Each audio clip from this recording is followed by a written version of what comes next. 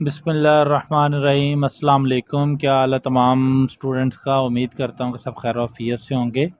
MTH 404 lecture number 32 जो है आज हमने डिस्कस करना है। लेक्चर शुरू करने से पहले आप सबसे रिक्वेस्ट है कि चैनल को सब्सक्राइब करें, वीडियो को लाइक करें और शेयर करें। और ये जो नोट्स हैं ये डिस्क्रिप्शन बॉक्स में मैं लिंक दे दूँगा, वहाँ से आपको मिल सकते हैं। इसके अलावा अगर आप मेरे से कांटेक्ट करना चाहते हैं तो व्हाट्सएप नंबर भी लिखा होगा डिस्क्रिप्शन बॉक्स में, वहाँ पे भी आप मेरे से रब्ता कर सकते हैं, कमेंट भी कर सकते हैं अगर कोई इशू हो तो। चलते हैं लेक्चर की तरफ। काफ़ी लेंथी लेक्चर है और डेरिवेशन भी है इसमें। क्वेश्चन है, कहते हैं let a plane be inclined at an angle beta to the horizontal. Let a particle is projected from a point O with velocity v naught by making an angle alpha to the horizontal with beta जो है वो less than है alpha से. Let the projectile meet the inclined plane at the point P xy. Then OP is equal to R is called the range of projectile on inclined plane. X is equal to R B cos beta R cos beta and Y is equal to R sin beta. तो x Y जो हमारे पास point होंगे वो R cos beta और R sin beta हो जाएंगे. अब ज़रा डायग्राम से समझ लेते हैं. ये एक हॉरिजॉन्टल एक्सिस है हमारे पास. थोड़ा सा मैं इसको, ये एक हॉरिजॉन्टल एक्सिस है जिसको एक्स कहा गया है.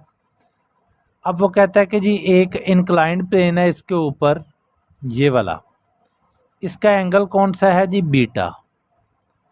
फिर वो कहता है कि जी एक प्रोजेक्टाइल आप करते हो, भेजते हो, तो वो इंक्लाइंड प्लेन के ऊपर पॉइंट पी एक्स वाई के ऊपर मिलता है जाकर. ठीक हो गया. अब जो एंगल अल्फ़ा है वो ग्रेटर देन है बीटा से, मतलब कि अल्फ़ा ग्रेटर देन है बीटा से. यही उसने ऊपर स्टेटमेंट में बताया हुआ था हमें. कहते आगे जी, because point lies on trajectory so it is essential to point satisfy trajectory equation. आप देखें ज़रा कि जो हमारे पास ऊपर पॉइंट है ये एक्स वाई, ये एक ट्रेजेक्ट्री के ऊपर पड़ा हुआ है. तो ऑब्वियसली अगर ये ट्रेजेक्ट्री पे पड़ा है तो इसको ट्रेजेक्ट्री इक्वेशन जो है उसको भी फॉलो अप करना चाहिए, उसको भी पूरा पूरा उतरना चाहिए उसके ऊपर. तो कार्टिजियन इक्वेशन ऑफ ट्रेजेक्ट्री जो है वो हमारे पास हमें पता है y is equal to x tan alpha minus g square over two v naught cos square alpha, v naught square cos square alpha होता है. अब हमने क्या किया, हमने सिंपल वैल्यूज़ को पुट की है. x की value r b cos beta r cos beta और y की वैल्यू आर साइन बीटा. हमने जहाँ जहाँ पर x है वहाँ वहाँ पर आर कॉस बीटा और जहाँ पर y है वहाँ पर आर साइन बीटा पुट कर दिया. तो हमारे पास ये वाली इक्वेशन बन गई है. ठीक हो गया जी. अब ज़रा आगे चलते हैं. हमने क्या किया कि हमने r को कॉमन ले लिया. जब हमने r को कॉमन लिया है तो आप सोच रहे होगे कि जी यहाँ पर तो r जो है ये सिंपल r क्यों आ गया, ये भी नहीं आना चाहिए था. तो भाई ये वाला जो r है जब ये स्क्वायर के अंदर था, जब ये स्क्वायर ओपन किया तो ये r स्क्वायर हो गया. तो एक r को कॉमन ले लिया तो पीछे क्या बच गया, एक r. ठीक हो गया. tan जो है वो हमें पता है कि जी साइन ओवर कॉज होता है. कॉट जो है वो हमें पता है कि जी वो कॉज ओवर साइन होता है. ठीक हो गया. अब हमने क्या किया कि जी r को r से कैंसिल आउट कर दिया, तो पीछे हमारे पास क्या बच गया जी, sine beta is equal to cos beta sine alpha over cos alpha minus g r cos square beta over two v naught cos square alpha. अच्छा जी. अब हमने क्या किया यहाँ पर हमने इस वैल्यू को उठाया और इक्वल के दूसरी तरफ ले गए यहाँ पर, और जो यहाँ पर साइन बीटा था उसको उठा के इस साइड पे ले आए. ठीक हो गया. क्योंकि हमें तो r चाहिए ना, आर निकालने के लिए फिर हमने आर को इधर रहने दिया और बाकी सारी इक्वेशन को उधर लेके, तो हमारे पास जो रिलेशन है वो ये वाला ड्राइव हो गया।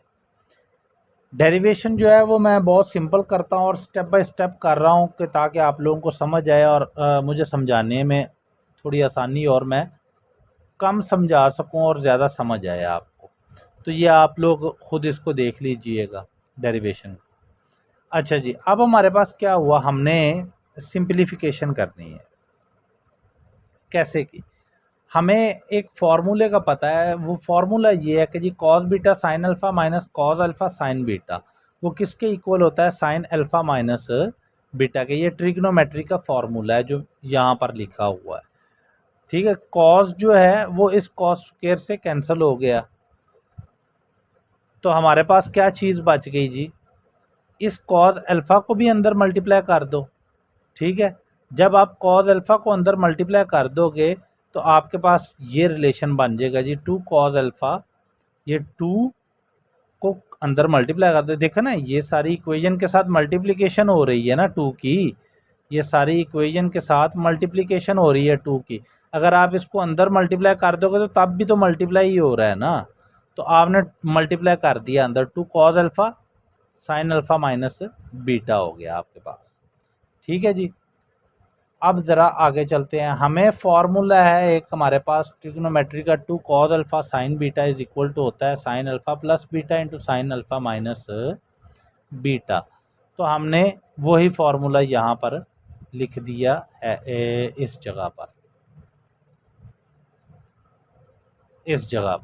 इस ब्रैकेट में वही फार्मूला जो है वो लिखा हुआ है, एक दफ़ा प्लस के साथ और एक दफ़ा माइनस के साथ।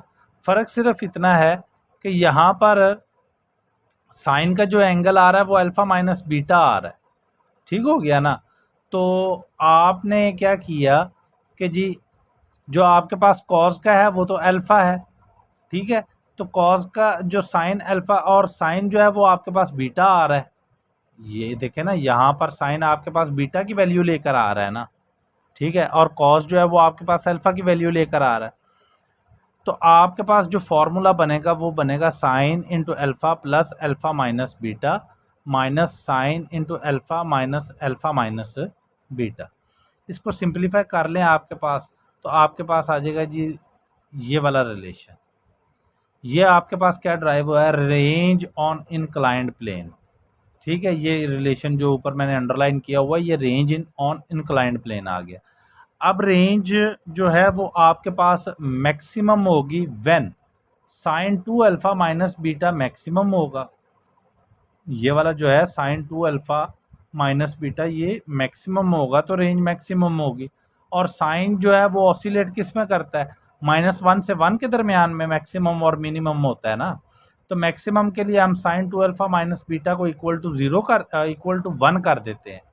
तो 1 पुट किया, साइन 2 अल्फ़ा माइनस बीटा की जगह 1 पुट किया, और इसको सिंप्लीफाई करेंगे तो आपके पास ये सिंप्लीफिकेशन स्टेप बाय स्टेप है, परेशान नहीं होना। तो आपके पास रेंज मैक्सिमम जो है वो ये वाली निकल आएगी। इसके बाद एक क्वेश्चन है, कहता है fort and a ship are both armed with guns which gives their projectile a muzzle velocity 2 g and the gun in the fort are at a height h above are at a h height above the guns in the ship. If d1 and d2 are the greatest horizontal range at which the fort and ship respectively can engage, prove that d1 over d2 k plus h over k minus h। अच्छा, अब ज़रा समझ लें इस diagram की मदद से थोड़ा सा।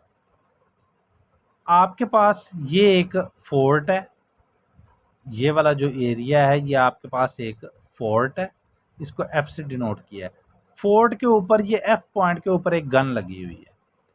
अब गन का जो रिलेशन है वो डायरेक्ट है शिप के साथ।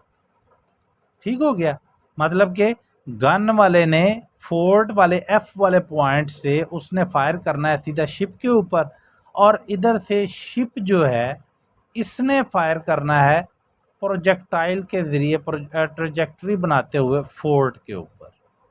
ठीक है, अब शिप का और फोर्ट का जो डिस्टेंस है वो d2 है। ठीक हो गया, और ये हमारे पास जो फोर्ट से डायरेक्ट शिप पे है ये हमारे पास r है, और ये अल्फ़ा मतलब प्रोजेक्टाइल का ट्रेजेक्ट्री का एंगल, और बीटा जो है वो हमारे पास फोर्ट वाला एंगल है, और v नॉट वेलोसिटी से निकलता है।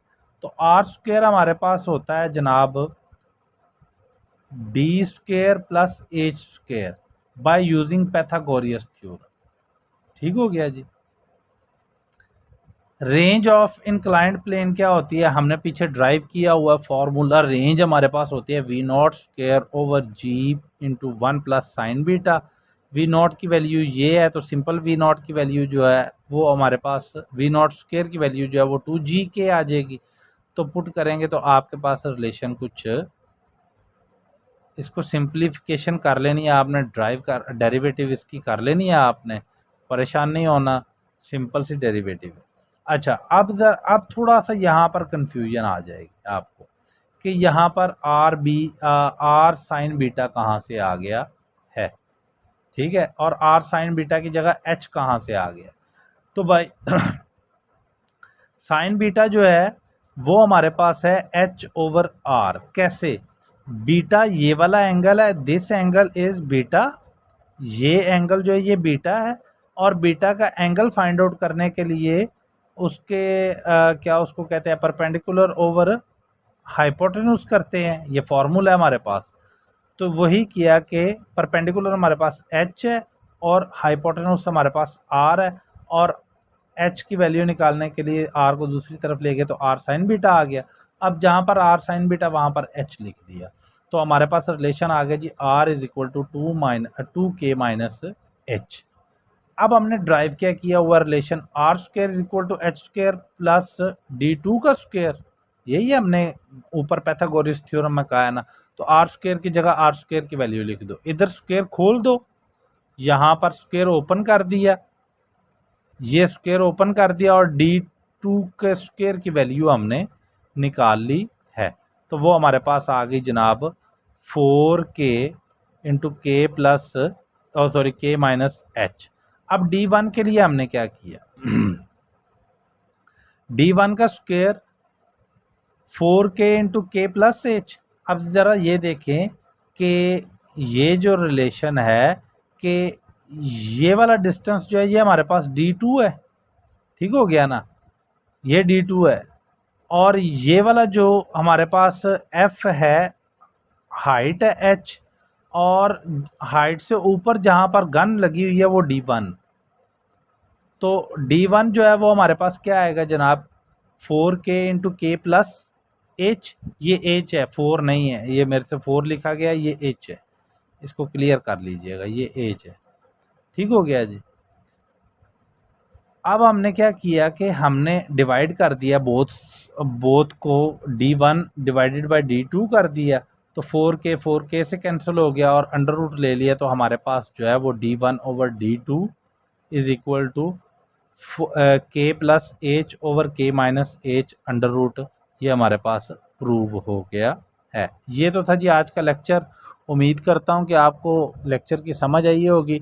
डेरिवेशन है थोड़ी सी, वो मैं इसलिए नहीं करवाता कि लेक्चर बहुत ज़्यादा लंबा हो जाएगा, और आप कहोगे कि सर का लेक्चर यूट्यूब पे बहुत ज़्यादा लंबा है और जो LMS वाला है वो बहुत छोटा है, तो इसलिए।